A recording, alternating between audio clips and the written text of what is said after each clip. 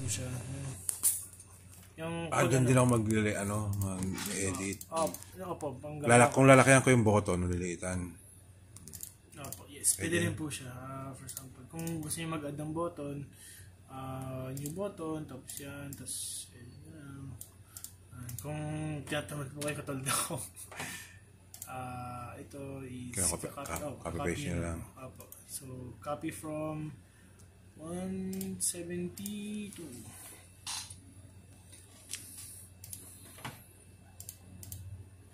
Kinapi na. Tingnan niyo po. Milk tea, tas nyo pa.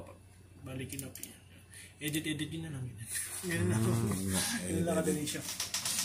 So, basta sa ano yun, mother, nun? Pas TD6 po. Pas TD6.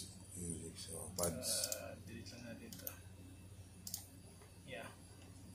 Tapos kung yan, gagawa po kayo bro, right click, new, POS, screen, submenu. Yung menu po, ito yung dito, sa taas po. And layout screen. Anong main folder to? Bin o? Pa sa bin po siya. Bin din, no? Ito po siya bro, pas TD6. Yan po yung ano po, yung mag-edit kayo ng mga buttons, mga ganyan, etc. Okay. Tapos kung ano naman, yung menu, yung sinasabi ni Brad, yung matrix. Yan. Order M, matrix. ISTD, ito. Yung natin na nakaraan. ISTDM, yan po.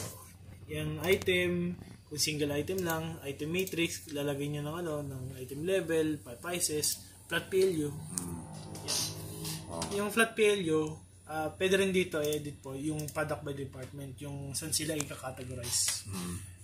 Categorize, for example, ito pong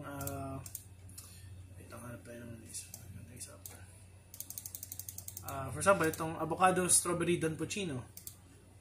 Edit, tapos malibaga. Yung groupings nila, dito nyo edit po siya. So, saan siya nakategorize? Edit sa Don Puccino. Yan, 1003. Okay, X. Tapos dito, avocado Don Puccino. Wait lang. Iba nang ito, banana carrot cake. Sa Don Puccino ba siya? Modify nyo, makikita nyo sa 4001 siya so sa cake siya Cakes. Nakategorize po siya sa 4001 sa which cakes.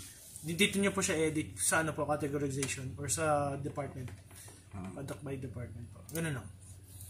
So, hindi lang siya yung parang isang single item. Pwede rin siya, dito edit po yung product by department. Sa grouping.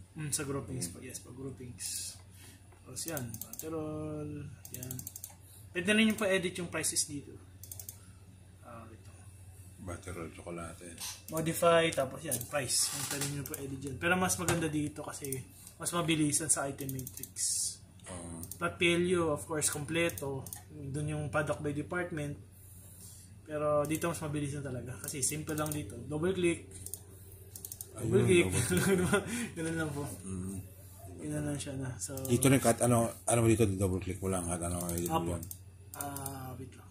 Edit ko lang. Yan. Double click lang po. Yan. Lalabas na yung pinaka-sub window niya. Yes. Tapos, pwede nyo pa edit yung item name. Kaso yung yung item code hindi nyo talaga mapapalitan.